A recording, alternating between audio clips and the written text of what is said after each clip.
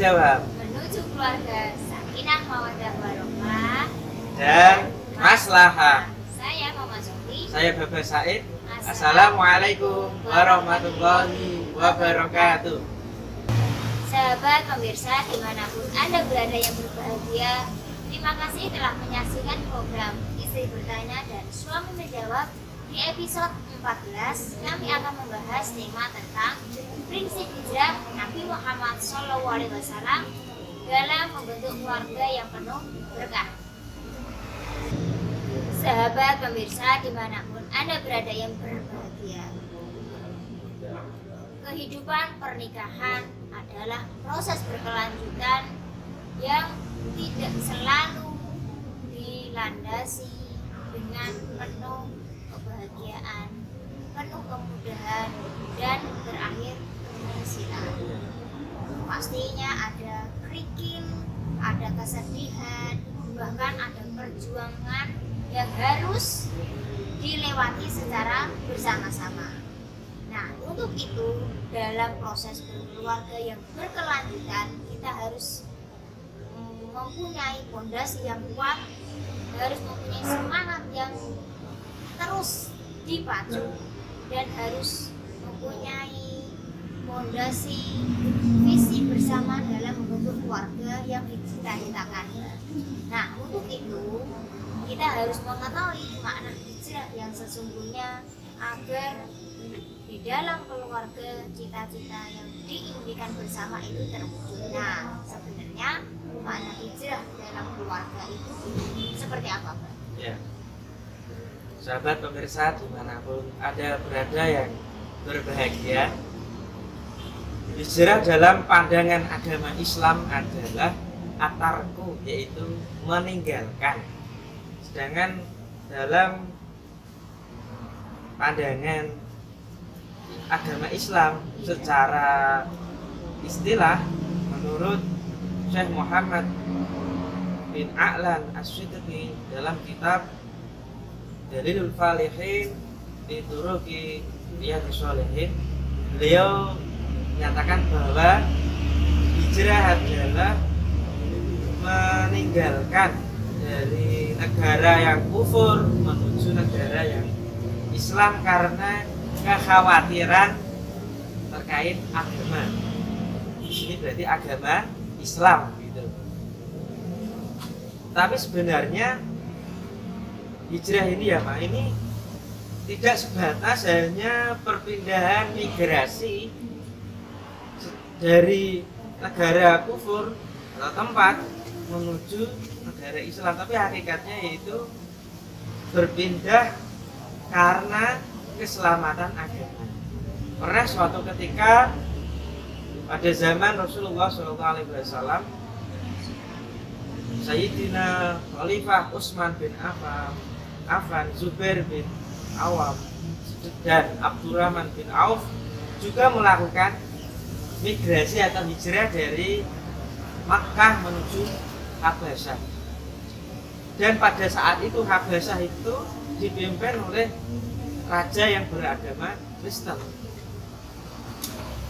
Begitu Mas. Jadi bukan karena perpindahan secara tempat dari negara kufur ke negara, tapi sebenarnya hanya untuk menjaga keamanan agama yang terkena intimidasi dan persekusi, begitu Pak. Oleh kalau dulu kan oleh orang-orang kafir Quraisy begitu.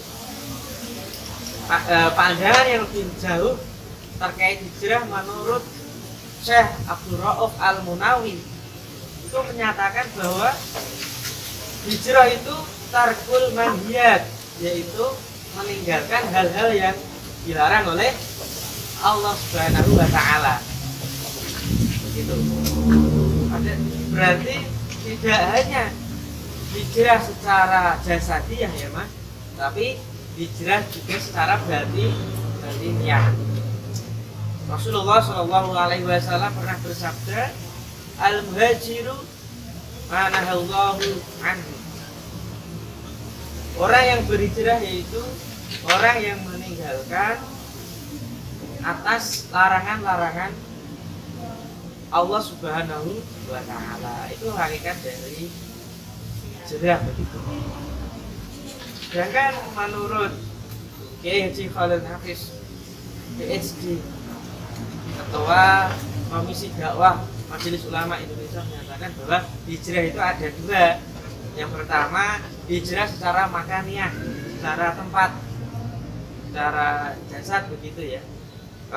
Kalau dulu Nabi hijrah dari Mekah menuju Madinah. Kemudian terjadi Fathul Mekah. Jadi hijrah yang model ini sekarang tidak disyariatkan. Kemudian yang kedua, hijrah secara haliyah, yaitu secara akhlak. Jadi dari akhlak yang tidak baik menuju yang baik, dari yang kufur menjadi iman, dari maksiat menuju taat. Jadi banyak sekali ya Maya. Ini dalam keluarga apa contohnya, kalau hijrah dari akhlak yang tidak baik menuju yang baik itu, kalau contohnya apa Mas? Oke, ketika dikaitkan dalam keluarga, hijrah itu bagaimana contohnya? Yang awalnya tidak memberikan kebebasan terhadap pasangannya, sekarang dengan perkembangan zaman maka memberi kebebasan terhadap pasangannya itu juga baik. Kebebasan apa Mas? Kebebasan dalam hal beraktualisasi diri. Ya. Kemudian juga memberikan kepercayaan terhadap pasangannya itu juga termasuk hijrah, Mbak. Yang awalnya memberikan kepercayaannya yang masih setengah dalam hal misalkan perawatan anak, mendidik anak, dalam hal keuangan keluarga misalkan. Kemudian sekarang dengan memberikan kepercayaan yang penuh tentang terkait keuangan, berapa yang sekarang yang ada untuk dialokasikan bagaimana, itu juga termasuk hijrah yang harus dijaga di dalam keluarga. Kemudian yang satu lagi yang paling penting ini adalah kesalingan dalam melakukan pekerjaan rumah. Itu adalah sederhana, contoh yang sederhana, tapi masih saja di lingkungan kita itu masih mengenal jenis kelamin. Contohnya yang mengurusi urusan dapur masih sekali banyak yang hanya dilakukan oleh perempuan, padahal di dalam Islam itu kan tidak tugas perempuan. Nah, jika kesalingan dalam hal domestik dilakukan secara bersama-sama, insya Allah keluarga penuh berkah itu akan selalu ada dan dirasakan tidak hanya anaknya saja atau suaminya saja. Berarti yang cuci baju suami juga, Oh iya, istri juga gitu ya. iya. Yang nyeboi anak tidak hanya istri tapi juga suami. Jadi kerjaan rumah itu tidak dibebankan hanya pada Istri saja. karena suami juga menjadi bagian atau anggota dari keluarga. Lah, lebih jauh juga kita tahu bahwa ada ya sekarang itu ada orang-orang yang ketika sudah melakukan memakai kerudung, bajunya diganti, kemudian itu dikatakan hijrah. Ya, tapi itu bukan makna secara sempit ya. Jadi hijrah itu maknanya bukan disempitkan, tapi harus diluaskan. Jadi tidak hanya yang awalnya menggunakan pakaian yang belum tertutup, kemudian sekarang tertutup, tidak seperti itu, tapi lebih ke menanamkan nilai-nilai kemaslahatan yang bisa dirasakan tidak hanya dirinya sendiri, tapi juga keluarga dan masyarakat sekitar. Ya, jadi pada intinya hijrah itu harus dimaknakan yang lebih luas, bukan dimaknai secara sempit ketika sudah berubah secara pakaian, berubah secara aksesoris agama, itu jangan dimaknai lah kemudian berhijrah. Itu ketika itu dimaknai secara sempit, maka akan mengkaburkan makna-makna yang lain yang lebih penting daripada Iya. itu gitu. Nah, ini juga bisa Mbak, misalkan di dalam keluarga yang seringnya menyuruh terus. Misalkan ya, Mbak minta tolong ini, Mbak minta tolong ini, minta tolong itu dan itu. Nah, sekarang ketika sudah memahami makna arti hijrah secara luas, maka yang awalnya minta menyuruh hobinya sekarang tidak menyuruh-nyuruh, selagi bisa dilakukan sendiri maka lakukanlah sendiri. Berarti ada perubahan Perubahan transformasi dalam dalam dirinya sendiri. diri untuk keluarganya gitu. Ya, kemudian yang biasanya sering marah-marah misalnya, mulai dari sekarang marah-marahnya diganti dengan ramah-ramah, ya. Minta tolong dengan ramah. Wah, iya, betul. Itu kan membahagiakan, gitu Iya, ya. Misalkan minta tolong dia dikasih minta tolong, gitu. Iya, iya, Kemudian ketika minta sesuatu ya denganlah bahasa atau ucapan ataupun sapaan dengan yang menyenangkan Betul. antar pasangan. Dan yang terakhir saya ingat dari perkataan Syekh Ibnu Athaillah Al-Iskandari Ya. dalam kitab Al-Hikam bahwa terkait hijrah ya, yaitu irhal minal akhwan ilal mukawin. Kalau dalam Al-Quran itu beliau mengutip dari surat An-Najm ayat 62, wa anna ila rabbikal muntaha. Berpindahlah dari alam dunia, dari yang berbasis materi menuju zat atau menuju Allah yang telah menciptakan. Jadi sebenarnya kita hidup di dunia ini itu harus kita tujukan seluruhnya hanya kepada Allah Subhanahu wa taala. Dalam pandangan Syekh Ibnu Athaillah dalam kitab Hikam itu, artinya segala apa aktivitas yang kita lakukan di dunia ini, mendidik anak, kemudian mengajar, kemudian berdagang, bertani, kemudian berdakwah, semuanya lillahi ta'ala. Jadi bukan linnas, tapi dihijrahkan, berpindah dari yang hanya untuk manusia, hanya untuk dunia, masyarakat, dunia, maka dipindah hanya untuk Allah Subhanahu wa ta'ala. Itu pada intinya hijrah yaitu transformasi ke yang lebih baik lagi karena Allah Subhanahu wa ta'ala.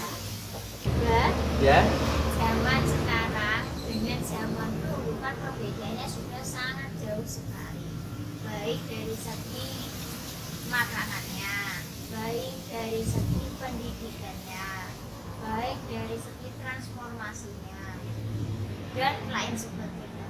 Nah, untuk mewujudkan keluarga sakinah mawaddah warahmah yang maslahah dan penuh berkah, itu tujuannya dalam keluarga dari dulu sampai sekarang itu kan sama, ingin mempunyai keluarga yang tersebut tadi. Nah, apakah ikhtiarnya zaman dahulu dengan zaman sekarang itu masih relevan Mbak untuk mempunyai keluarga atau mewujudkan keluarga yang penuh berkah dan sakinah mawaddah warahmah? ya. Untuk mendapatkan atau meraih keluarga yang penuh keberkahan, kita bisa mengambil prinsip Nabi Muhammad Shallallahu Alaihi Wasallam yang hijrah dari Mekah menuju Madinah. Kalau dulu hijrah karena intimidasi, kemudian karena ada musuh yang mengintimidasi kanjeng Nabi. Sekarang Sekarang kalau kita harus juga berhijrah, artinya berhijrah dari musuh-musuh manusia, musuh-musuh yang akan menggagalkan menjadi keluarga yang penuh keberkahan. Nah, musuh-musuhnya itu apa aja? Yang pertama, hubud dunia. Dalam makalah itu dikatakan hubud dunia ra'su kulli khati'ah. Cinta dunia adalah punjer dari segala kesalahan. Tapi dalam keluarga, hukum dunianya itu seperti apa, Pak? Hubud dunia di dalam keluarga itu setiap hal atau setiap sesuatu itu diukur dengan angka, dengan materi yang sampai meninggalkan ibadah pada Allah Subhanahu wa taala. Artinya apa?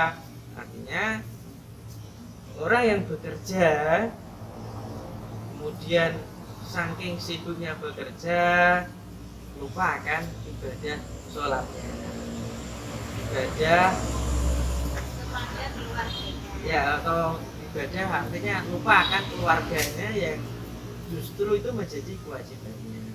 Artinya nek wis kalau sudah sibuk bekerja itu ingatlah ya kerjaannya. Nah, itu sebenarnya akan menjadi sumber kesalahan gitu Mas. Itu kita. Kemudian selanjutnya apa? Selanjutnya yang nomor 2 itu meninggikan hawa nafsunya yang berlebihan tanpa dibungkus dengan zikir kepada Allah Subhanahu wa taala. Bisa juga kapan? Kalau pada zaman sekarang itu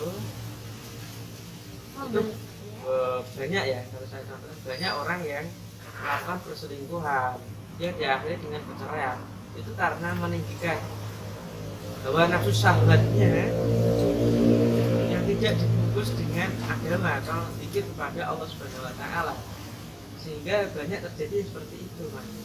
Artinya di rumah sudah ada istrinya, kenapa? Sudah ada suaminya. Iya, dari istrinya. Kenapa dia kok malah milih orang lain yang belum jelas dan itu tidak dibungkus dalam agama? Itu akan menjadi musuh yang akan menggagalkan Keluarga ya yang keluarga dicita-citakan. yang dicita-citakan. Banyak itu sekarang itu model-model yang seperti itu.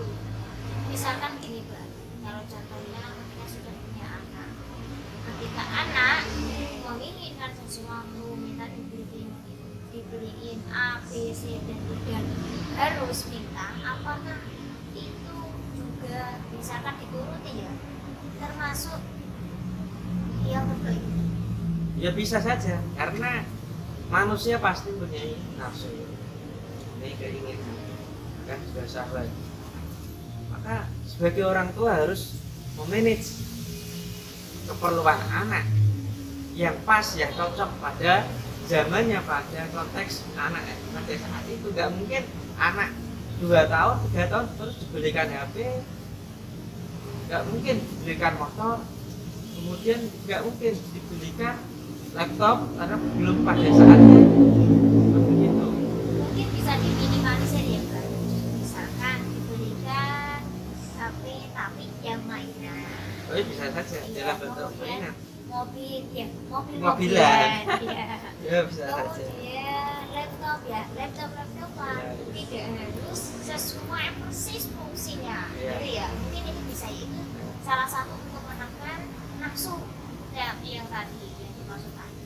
Ya. Kemudian misalkan di dalam keluarga menginginkan makanan yang selalu berubah dan itu pastinya akan mengganggu perekonomian keluarga. Bagaimana untuk Berubah-ubah itu apa? menunya, misalkan Anu. berubahnya Kalau menunya. berubah harganya ekonomi ya udah apa-apa. Ini yang Iya. berubah-ubah itu harganya yang melebihi batas. Iya, maksudnya itu. Besok sate harga 50.000, besok lagi tongseng, besok lagi apa man? Ya ayam bakar, bebek goreng itu berlebihan. Artinya tidak pas itu. Sukanya yang enak-enak terus harganya yang harus mahal itu Tidak tepat karena itu tidak menyesuaikan juga perekonomian yang ada di dalam Keluarga. Oke, untuk yang ketiga apa?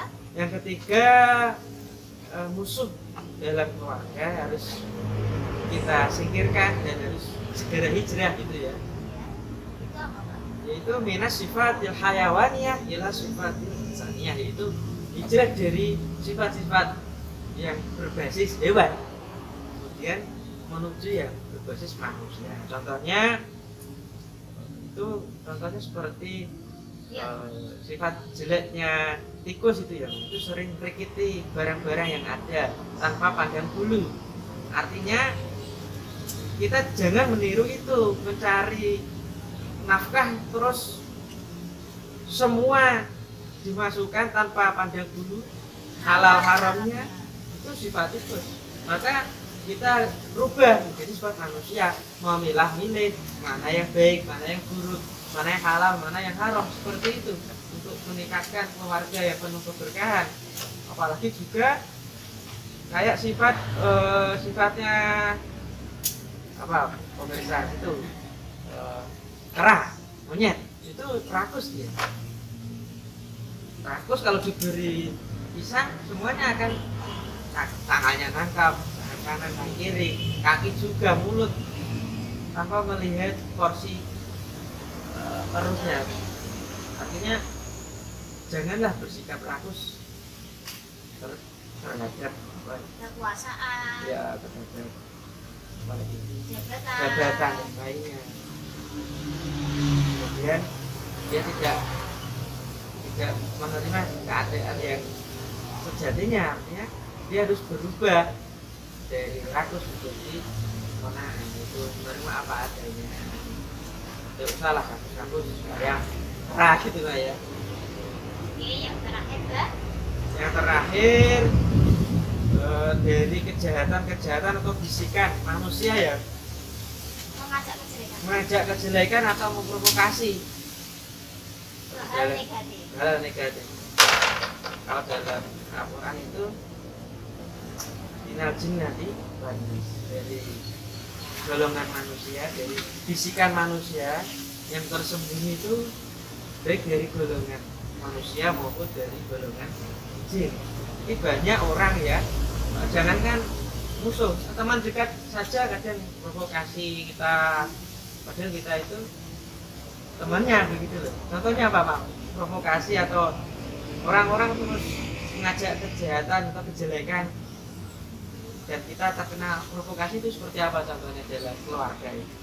Contohnya di dalam keluarga bisa seperti misalkan pasangannya membeli barang yang sejatinya itu perlu, tapi Apa? contohnya misalkan sudah punya Motor. ya, tapi pasangannya beli motor lagi yang mereknya berbeda. Nah itu kemudian ada si provokator kan sudah punya, kenapa harus beli lagi yang mereknya berbeda, padahal mungkin di dalam keluarga itu kenapa memilih mereknya berbeda ya karena bisa jadi itu bukan beli tapi diberi hadiah. Tapi tidak semua orang tahu kalau yang kita miliki itu dalam keluarganya itu adalah pemberian. Iya. Nah, karena iya benar, karena tidak semua orang itu tahu gitu. Kita itu memiliki dari mana asalnya. Bisa dari kebaikan kita, kemudian ada seseorang yang memberikan hal itu, bisa juga. Tapi ketika orang tidak tahu, itu setahunnya ya udah punya kok beli lagi, akhirnya panas-panas, kemudian pasangannya juga belum tahu ceritanya, terkenalah imbasnya semua. Iya. Mungkin bisa seperti itu, atau Bapak ada contoh lain? Ya, provokasi keluarga itu contohnya banyak. Contoh kita dipanas-panasi dengan cerita-cerita yang tidak benar. Mama istrinya di kantor berduaan dengan orang lain. Kemudian tadi loh, Aku lihat istriku diboncengkan orang lain, padahal itu padenya mungkin ya. Kadang kita itu terus kita terkena provokasi, padahal tidak tahu yang sebenarnya. Jadi kita itu jangan sampai ya provokasi, tapi jangan sampai provokasi atau menjadi seorang yang sebenarnya belum tepat, belum ada bukti yang benar gitu. Nah, sebaiknya harus punya saringan yang kuat. Ya. Sahabat pemirsa dimanapun Anda berada yang berbahagia, terima kasih telah menyaksikan program Istri Bertanya dan Suami Menjawab. Semoga menjadi keluarga yang penuh berkah, penuh hikmat, dan selalu kompak. Wassalamualaikum warahmatullahi wabarakatuh.